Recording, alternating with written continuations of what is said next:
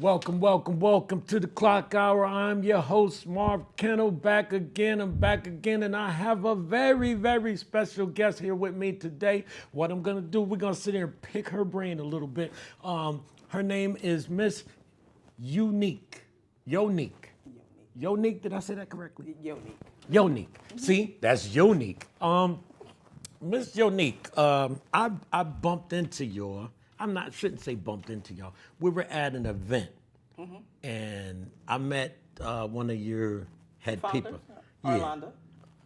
How you say her name? Arlanda, yeah. And we got to talking, and I wanted to interview y'all because you all are doing something a little unique, as far as older people go. You're doing double dutch. Yeah. Double dutch, what brought about this? So with Double Dutch, Helping Hands in the community, that's the umbrella. Okay. Helping Hands, what we focus on is the equity part of the social justice and society. Okay. So we look at incorporating different events, educational, free events for the communities that other organizations do not go into. So we started out of Bridgeport because we were all pretty much residents of Bridgeport. Okay. And we did different back to school drive. It was just a group of people, women and men, that came together that always like to give back, and we came out of our pocket. It's just different things. Right. So back to school, if there's any civil rights justice, we come together, and then like Thanksgiving, Easter, all that stuff into areas that other organizations would not go into, like the Greens and so forth. So Right. then, fast forward, a couple members, we moved to Waterbury, purchased homes here, became a resident here, and we wanted to do both, where we reside and where we were from. But now we focus more on Waterbury because majority of us are here. And then we do a lot of collaboration. So Right. a part of the hula hoop and double dutch is a part of the grant that we got from the social equity through Nest. Okay. And our plan is to basically bring health and wellness and fitness to women over 40 in the city of Waterbury. All right.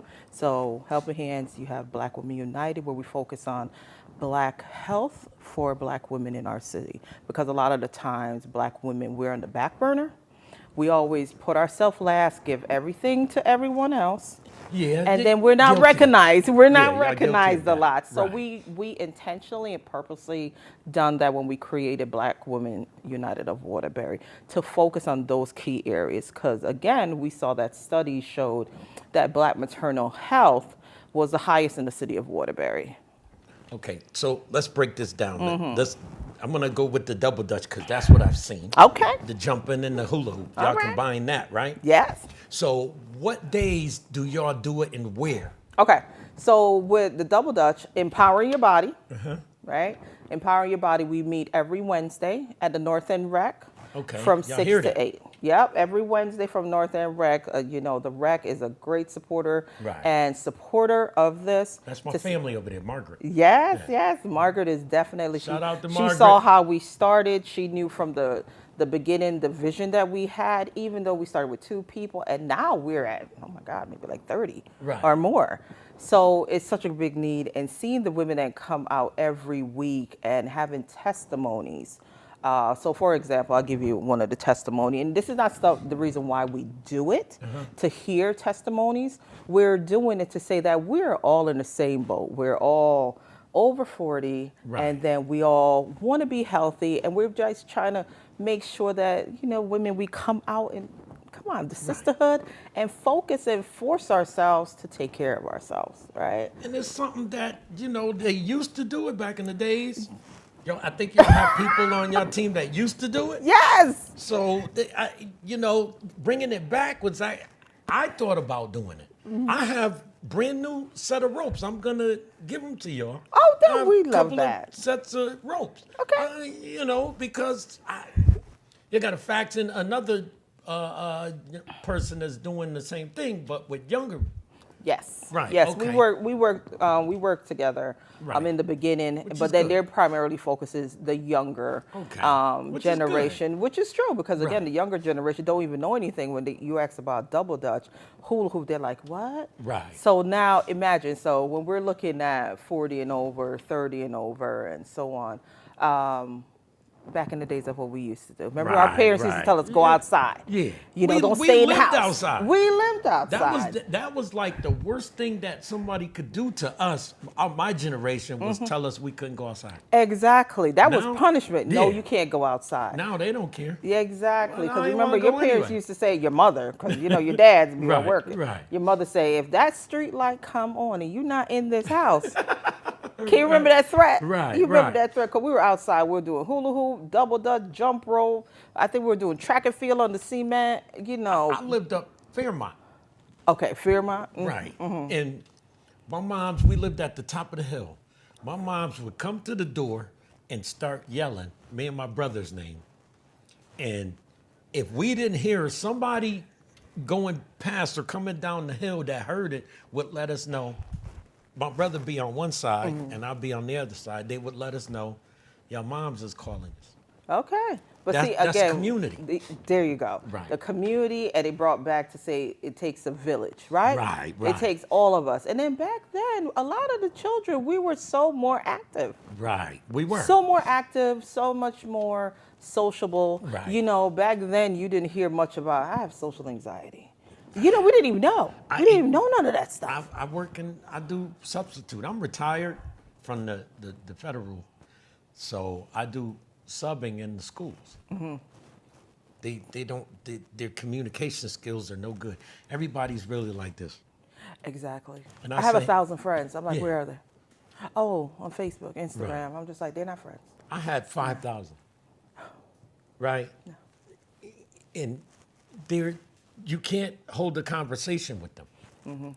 My son is older, so when we get together, we put those away. We are gonna talk. We have to. I don't do that. That's something that we made up. If I drive all the way to New York. You're not sitting there on your telephone and I drove all the way down here. Exactly. You know what I mean? So I think that's good. I work with a couple of other people doing different events, so I will be getting a hold of y'all.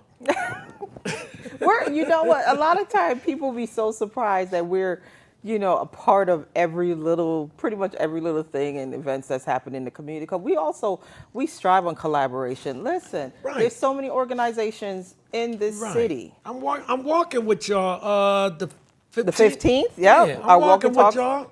Yeah, Walk and Talk with the Docs. That's a collaboration that we have. So it's Helping Hands, Black Women United, Girl Track, and Bridge to Success of Waterbury. So we came together last year bringing these series to say just Walk and Talking with the Docs. It came out of New Haven. We're just like, no, we don't need to go to New Haven. Let's bring it back to Waterbury. So each month, it's a key focus. So we look at what's being honored, represented in certain months, and then we bring a doctor or a specialist to come out and really do a one-to-one. They're talking, educating you, and then you're walking around Fulton Park, talking to the doc, and the specialist. And a lot of times, sometimes we feel like when we go to the doctors, 15 minutes. You don't really have that intimate moment to ask a little bit more, or they don't take that time to find out a little bit more of yourself. Because again, things is like try and failure. They're sitting there looking, not to cut you off, but this doctor that I had, she used to look at the laptop and say what was wrong with me. I said, Doc, that doesn't tell you what's wrong with me. And then one time I told her, I said, you know what? Every time I come in here, you're trying to put me on a new medication. I think you're selling sickness. She got mad and gave me 2 shots, a pneumonia shot and a flu shot. So you'd be good. I changed doctors. Exactly. Because she wouldn't talk to me. Exactly. Talk to me, and I could tell you what's going on with me, and instead of you looking on this computer and that computer saying, you got this wrong with you, you got this. What was going on before I got here? Now this computer's telling me no.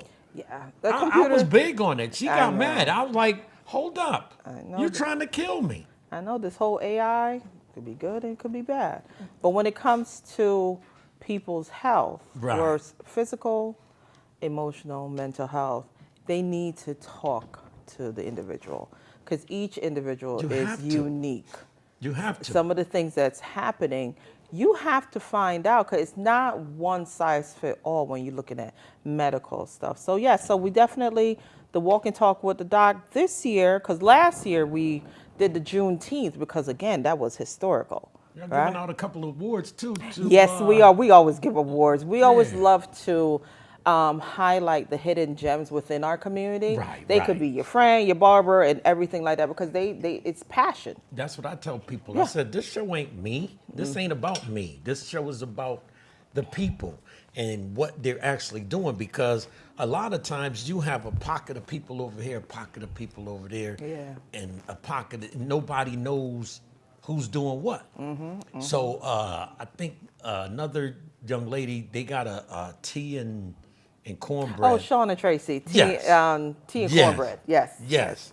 They're good. Yes. And I saw them here last weekend, I think it was, and then I went down to Waterville Park. They were down there, so I was talking to them, and we're gonna do a little collaboration and help each other out.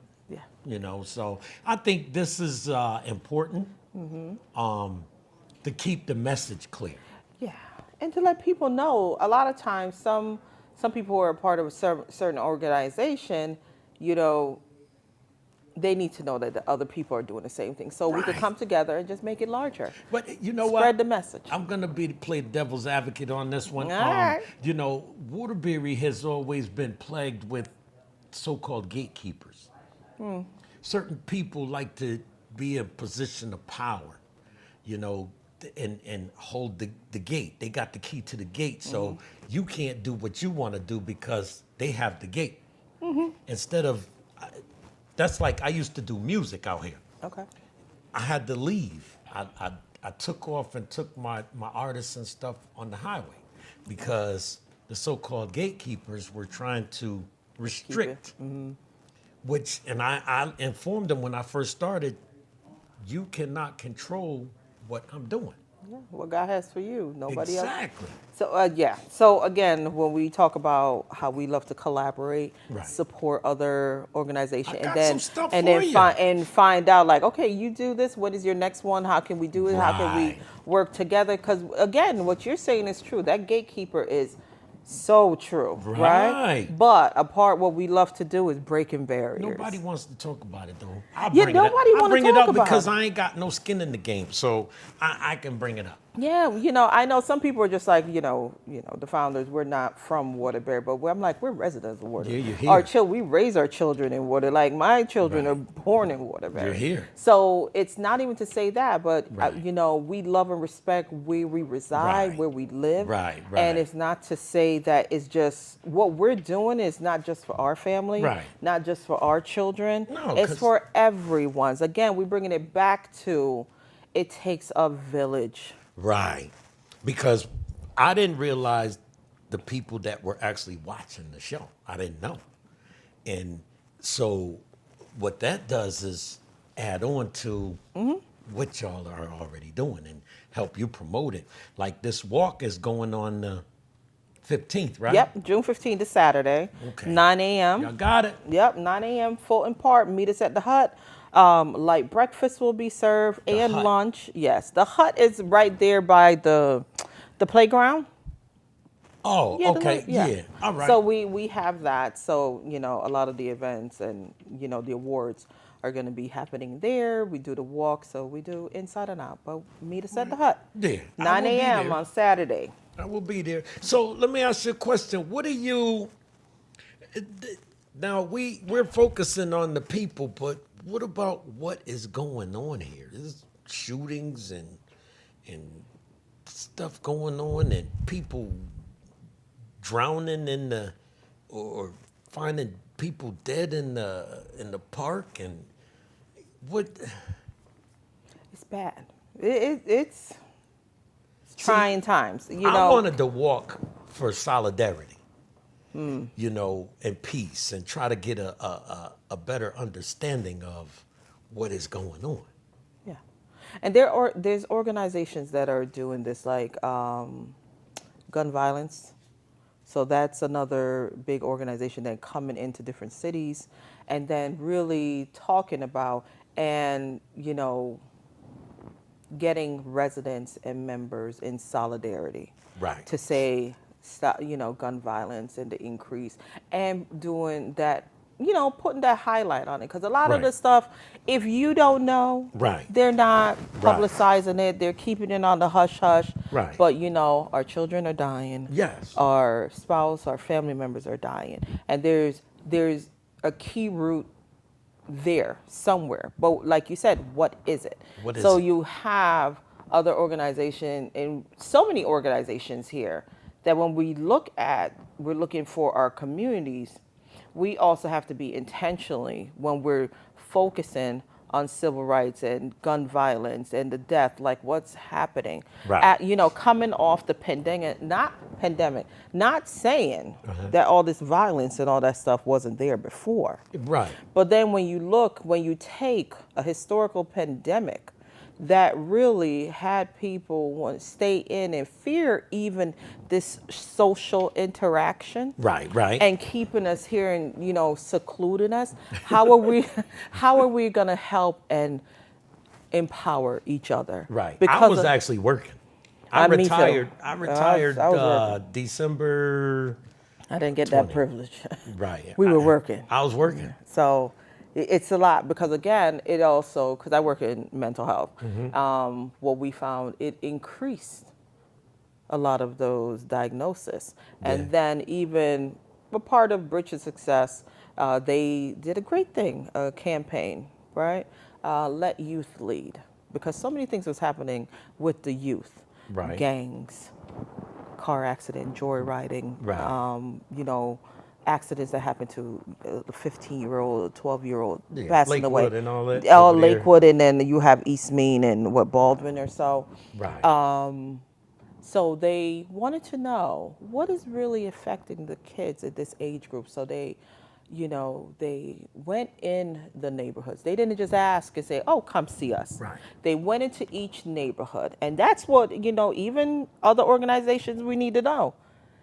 You have to meet the people where they are. Right. If you really want to say that you want to make an impact in this set of individuals, this side of the neighborhood, go in that neighborhood, and do that work. Yeah. Right? Or Meet the people and build the trust. Schools. Exactly, and build the trust there. So they went around over the summer to different areas in the city of Waterbury and did a survey, basically to youth ages 10 to 24. Then when they did that, they went to multiple places. Then they collect and compile all the data, enter everything in. And it was astonishingly surprising how much our children, the youth, are struggling with mental health. And how many wanted to commit suicide. How many feel like they're alone. Like back in the days when you hear about bullying and all that stuff, but it's different with our children now. Let me ask you a question. Do you think, I was a single parent myself, but I was that parent I was the hip hop parent. So when my son was coming up, I was there. I could meet him where he was at, whether it was music, whether it was clothes, whether it was whatever. Do you think that a lot of the parents, there's a skip in that generation or something? I think it's some of the parents weren't ready or something or another. I don't know. It's something that's missing from this generation to this generation. There's a lot. Even the family dynamics to say, family means this. It's just the importance. Well, we grew up with elders and and Big Mama's house, things like that. We're going to grandma's. There is a gap with the generation. But you can also look at that. It's also income based. It's also the lack of equity within the communities.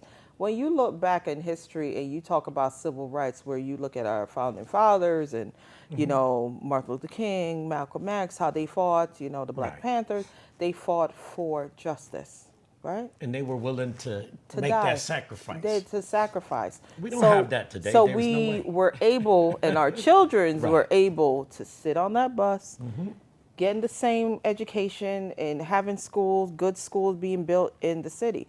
But also there's a flip side to that where, you know, when they say equal, oh yeah, so, you know, this side get the same as this, but no, this side doesn't need that much, we need more. So out of 50,000 for each, this one maybe need 25, and this city need 75, right? Out of that 100. That's what we're talking about. I heard equity. about that. That's what we're talking about with equity. So a lot of people just like equality. I'm like, no, we're talking about equity now. In neighborhoods. But then you can't look at to say single mothers, single fathers. It is so much harder financially right now to take care of your family. So many parents, even 2-parent household. Everyone, there's like three jobs. I was a single dad. Yeah. And I managed, but he had to work. You know, you gotta work. Yeah. You get out there and do what you gotta do. My thing was I went to visit Central High School, Little Rock, Arkansas. I tell everybody this story because I was in a class and I was explaining to them about going to visit that school, which it was on the forefront of the desegregation, you know, schools. And they were looking at me like I had 3 heads. And I said, look, I said, you got smart computers in the palm of your hand. Look it up. Central High School, Little Rock, Arkansas. Now, me, I'm from Waterbury, Connecticut. What would I be doing out there? Okay. But I went. I wanted to see it. Beautiful school. And then I actually met a young lady in the airport that lived over there. Her grandmother lived over there, that they changed the windows, replace your windows and stuff. I think it's every 10 to 20 years. Wow. Yeah, but beautiful school, big, beautiful school. And it's a high school. But it was on the forefront. I said, half of y'all wouldn't be sitting here together. Like I said, I'm a sub. So I'll be looking for different things that I can get their attention with. If I could get 1, I did my job. Yeah. If I could get 10, I went above and beyond. So I wanted to know what was going on. That's why I did it. You know, I'm retired, so I went into the schools because I wanted to be nosy. I went to a wedding in DR a couple years ago, and I said, y'all in Waterbury, holla at me. They said, we'll wave at you from the highway. I felt insulted because this is where I'm from. Yeah. I represented Waterbury in other countries, other cities, other states, you know. And then for somebody to say, we're not going to that pit, it kind of bothered me, you know, but that's just me thinking. You know what I mean? So when I see different organizations wanting to get together and do something positive, I'm like, Waterbury's better than a lot of people think it is. Listen, Waterbury is doing their thing. We are in certain areas. Waterbury is almost like the pilot program for certain organizations. It's bringing change.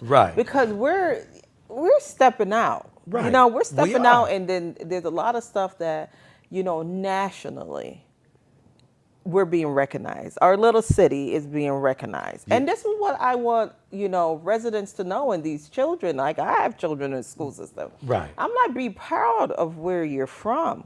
I'm like, don't be ashamed when you hear people say, oh, Waterbury, like, oh, no, what's wrong with your place? No.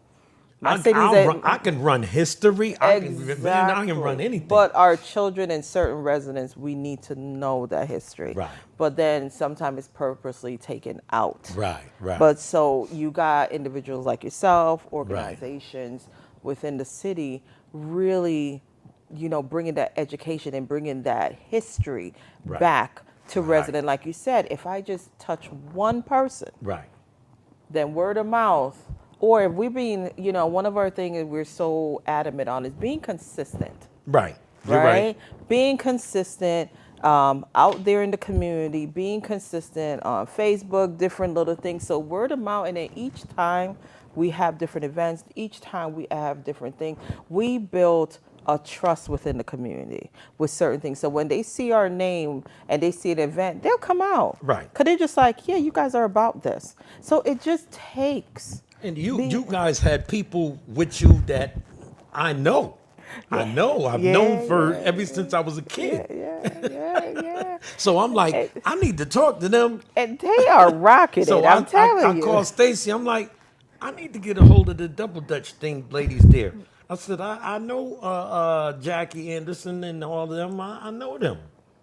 You know, I grew up with them. Yeah. You know, around We them. silent. I know, but we want the event and your experience to talk for itself. A lot of times we Right. do not like to come in front. Right. Or even when we collaborate, we're in the back. We're just like, okay. At the end of the day, we look at who we're reaching. Right. And what is this event?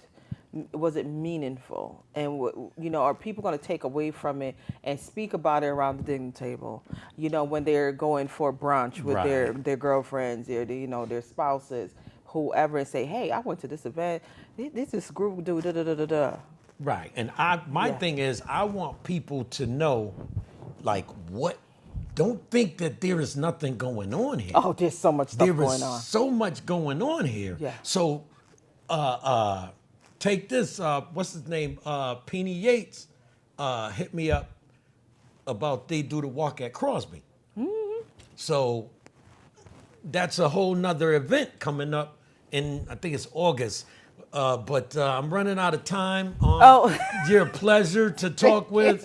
Like Went I by said, fast. like I said, this is for the people, by the people, about the people. Yes. The Klock Hour, I thank you for coming out. And hopefully I can have some of y'all up here again because you're amazing. I appreciate you. Thank you so much. And if anyone who's listening, please, if you ever want to know any events that we're collaborating with or what's happening, we always like to keep it up to date. We have our Facebook page. You have Helping Hands in the Community. You have Black Women United. Please just pop up. We have everything there. Thank you. Thank you. Thanks for tuning in. Another episode. Yeah, that was good.